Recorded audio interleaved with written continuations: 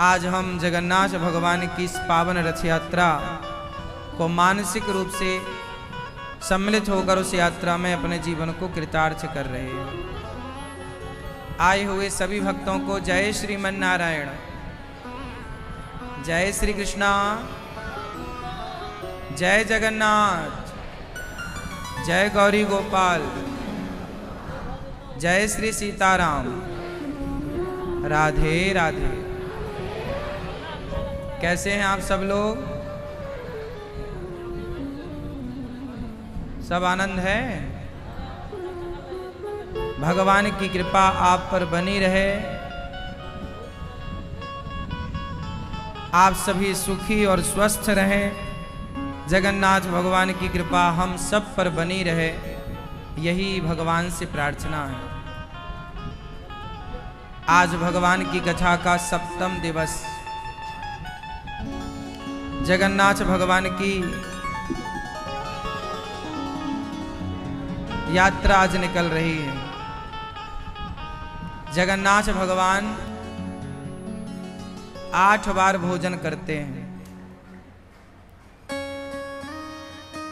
कितनी बार खाते हैं? सबसे पहले जगन्नाथ भगवान कर्माबाई की खिचड़ी खाते हैं।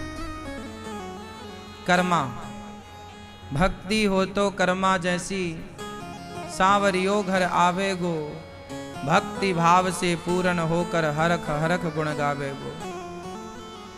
कर्माबाई जगन्नाथ जी को बुलाती थी तो जगन्नाथ जी उनकी गोद में आते थे। गोद में बैठकर जगन्नाथ जी के हाथ की खिचड़ी भगवान खाते थे। जगन्नाथ जी का दर्शन जरूर करना चाहिए एक बार, कम से कम, अधिक से अधिक तो अच्छा है। जगन्नाथ जी बड़ी लीला करते हैं, बड़ी कृपा है जगन्नाथ जी की। नाथों के नाथ जगन्नाथ हैं, अनाथों के नाथ जगन्नाथ हैं। ये दास अनिरुद्ध पर भी जगन्नाथ जी की कृपा है। हम एक बार 2 बार जगन्नाथ जी का दर्शन करने गए पुरी, और जगन्नाथ जी के पास बैठकर ही हमने कहा कि हे जगन्नाथ जी, जैसी रसोई आपकी चलती है ऐसी रसोई एक वृंदावन में आपकी कृपा हो तो स्टार्ट हो। और जगन्नाथ जी ने वो बात सुनी और आज जगन्नाथ भगवान की कृपा से एक जगन्नाथ जी की रसोई गौरी गोपाल आश्रम में चलती है। तो ये जगन्नाथ भगवान की बड़ी कृपा है, करुणा है। मुझे पता है कि जगन्नाथ जी कौन है, जगन्नाथ जी कैसे सुनते हैं। भगवान सबकी सुनते हैं। बस आप भगवान के पास जाएं ना तो एक प्रेम लेकर जाएं, श्रद्धा लेकर जाएं। भगवान सबकी सुनते हैं, सब पर नजरें डालते हैं। ऐसा कोई नहीं है जो भगवान की नजरों से बच जाए। आप भले भगवान को ना देख पाओ, पर इस भरी भीड़ में भगवान आप सबको देख लेते हैं कि कौन आया है, क्या भाव से आया है। सबको जगन्नाथ जी कृपा दृष्टि से, करुणा दृष्टि से निहारते हैं। साल भर में जगन्नाथ जी के 32 वेश होते हैं, 32 श्रृंगार होते हैं जगन्नाथ जी के। साल भर में कितने श्रृंगार होते हैं? 32 श्रृंगार होते हैं। पहला श्रृंगार होता है अवकाश वेश। अवकाश वेश धारण करते हैं। आपको पता है जगन्नाथ भगवान कुछ समय के लिए दर्शन नहीं देते, कुछ समय के लिए मंदिर बंद होता है। वो अवकाश, छुट्टी में रहते हैं भगवान जी। वो अवकाश वेश होता है उस समय। फिर साधा वेश, सादगी में रहते हैं जगन्नाथ जी। फिर बड़ श्रृंगार वेश, बड़ श्रृंगार वेश में रहते हैं ठाकुर जी जगन्नाथ जी, सुंदर श्रृंगार होता है। फिर रघुनाथ वेश, जब रामनवमी आती है तो जगन्नाथ जी रघुनाथ वेश में अवतरित होते हैं, गजानन वेश। जगन्नाथपुरी में एक भक्त था, वो गणेश जी का बहुत भक्त था।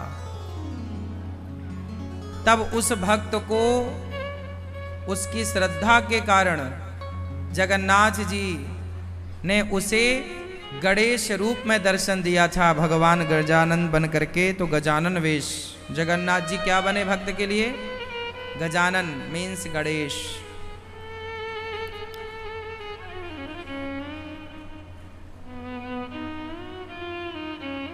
फिर इसके बाद टाहिया लग्गी भेष भगवान का होता है, वहां की भाषा में ये श्रृंगार होता है, उड़िया भाषा में।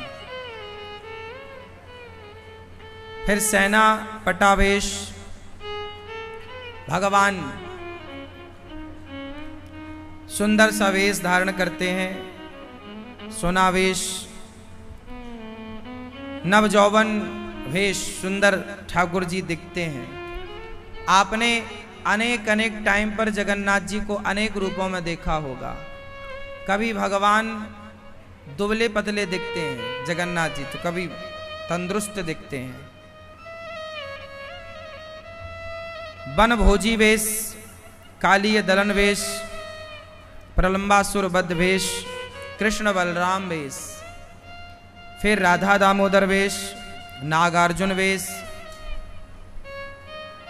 ठियाकिया वेश, बांकचूड़ा वेश, आड़किया वेश,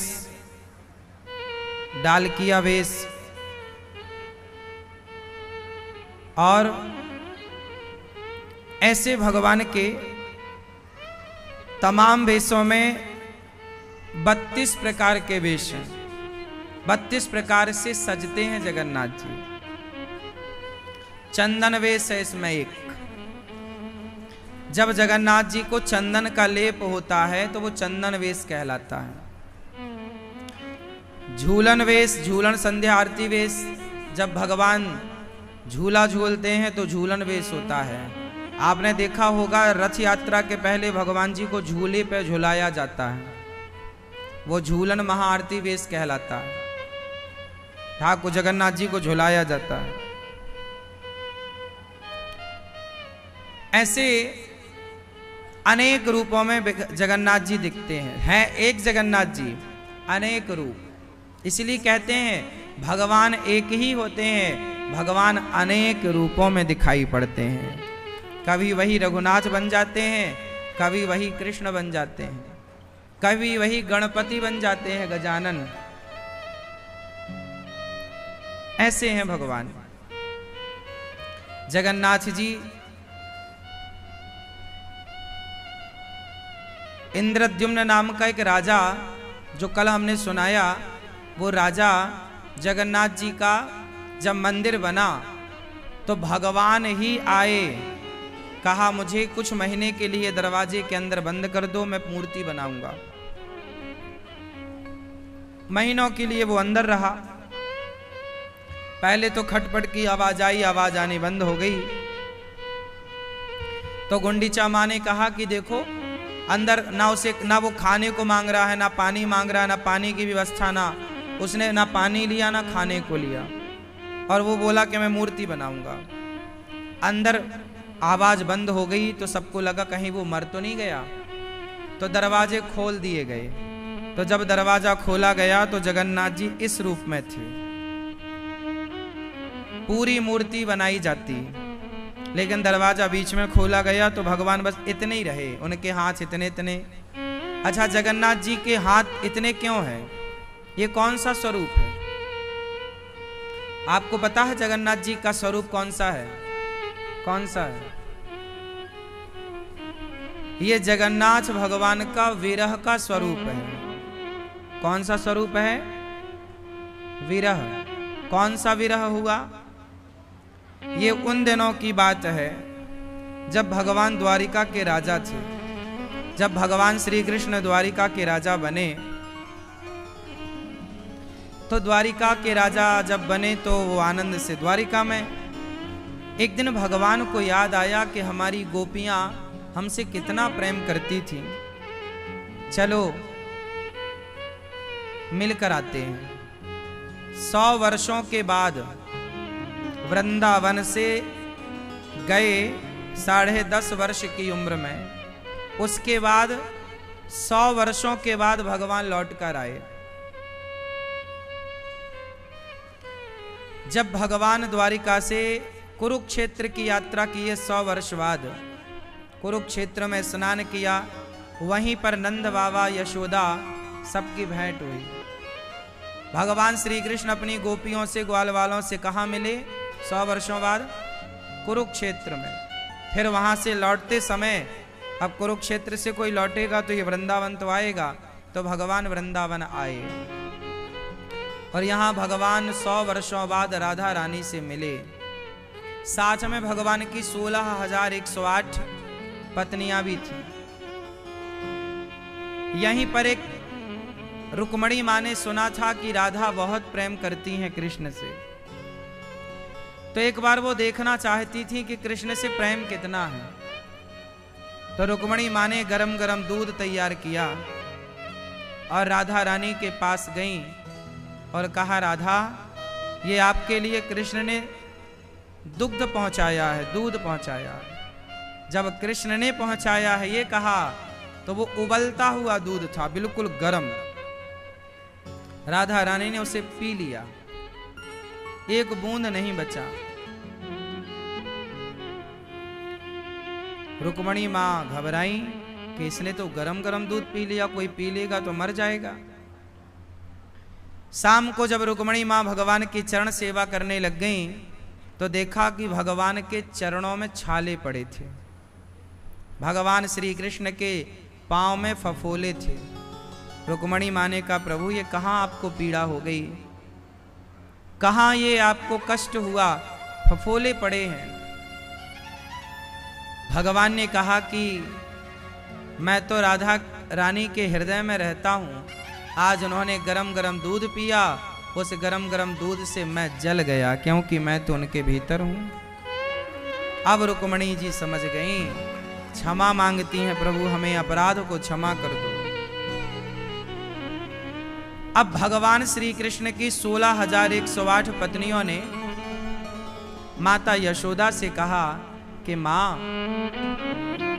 ये बताओ कि कृष्ण के जाने के बाद, वृंदावन से जाने के बाद उनकी गोपियों की स्थिति क्या थी, कैसे रही वो? यशोदा मां बोली, कृष्ण के विरह को मैं व्यक्त नहीं कर सकती।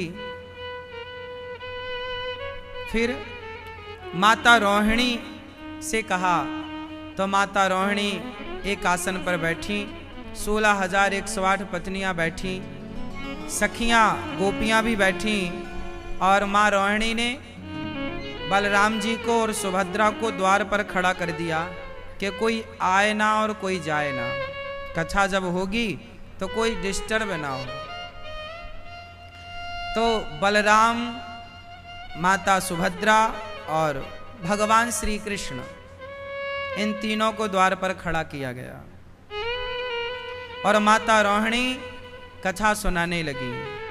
कथा कौन सी थी कि जब कृष्ण यहाँ से चले गए तो उनके जाने के बाद उनकी गोपियों की स्थिति क्या थी, कैसे वो कृष्ण को याद करती थी, कैसे उन्होंने 100 साल गुजारे कृष्ण के बिना। तो माता रोहिणी तो जानती ही थी, सब देखा था। उन्होंने जो वर्णन किया कि जब श्री कृष्ण गए तो गोपियों ने हा कृष्ण कहकर, हे कृष्ण कब आओगे, ऐसे विरह की आग में वो जलने लग गए हैं, डूब गए।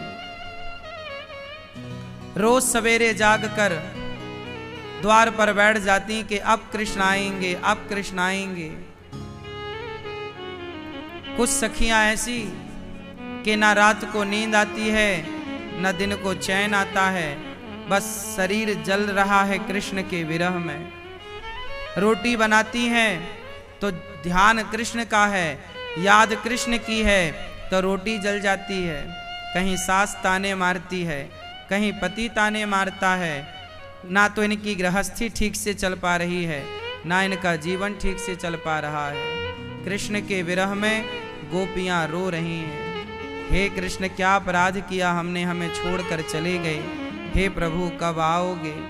इस तरह जब विरह की बातें माता रोहिणी ने सुनानी शुरू की, एक एक सखी का जब वर्णन किया, तो सारी पत्नियां जो भगवान की बैठी थीं, सबकी आंखों में उस विरह की बातें सुनकर, उन गोपियों के प्रेम के बारे में सुनकर, उन सबकी आंखों में आंसू आ गए। सारी पत्नियां भगवान की 16,108 रोने लग गईं। और कृष्ण और बलराम और सुभद्रा बाहर जो द्वार पर खड़े थे ना, तो श्री कृष्ण जब सुने कि कृष्ण हमारी गोपियां हमारे बिना किस तरह रहीं, तो जगन्नाथ भगवान श्री कृष्ण गोपियों के इस प्रेम को याद कर करके कि हमसे कितना प्रेम करती हैं, किस तरह हमारे विरह में रोईं, तो भगवान ने ये सब सुनकर भगवान कृष्ण ने रोना स्टार्ट किया। और भगवान जब रोने लगे, माता रोहिणी की सुनाई कथा भगवान श्री कृष्ण के कानों तक जब गई, तो भगवान रोने लगे। और भगवान श्री कृष्ण के अंदर गोपियों के प्रति इतना विरह उत्पन्न हुआ कि जैसे अधिक तापमान में लोहा पिघल जाता है, सोना पिघल जाता है, उसी तरह जब अधिक प्रेम का ताप हुआ, तो भगवान श्री कृष्ण उस प्रेम में पिघलने लग गए। भगवान का शरीर, भगवान का स्वरूप पिघल गया। आंखों से आंसू नहीं आ रहे थे, पानी बनकर आंखें ही बाहर आ रही थी। शरीर की चमड़ी पानी की तरह पिघल कर बहने लग गई, हाथ बह गए। इस तरह का विरह उत्पन्न हुआ कि भगवान श्री कृष्ण का शरीर जब बहने लगा प्रेम में, तो वहां नारद जी प्रकट भये। नारद जी ने रोका, माँ रोहिणी को, रुक जाओ माँ, देखो ये भगवान की क्या स्थिति है। दौड़ कर गई तो कृष्ण वहां ऐसे विरह में रो रहे थे। सब ने कहा, प्रभु क्या हुआ, किस वैद्य को बुलाएं, किसको बुलाकर आपको ठीक कराएं।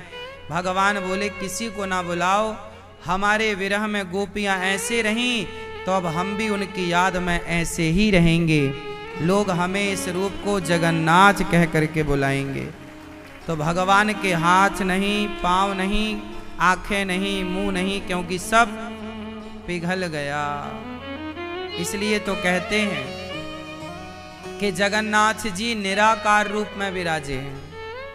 बिनु पग चलहि सुनहि बिनु काना, कर बिनु कर्म करहि विधि नाना। निराकार रूप में जगन्नाथ जी विराजे हैं। ऐसे जगन्नाथ जी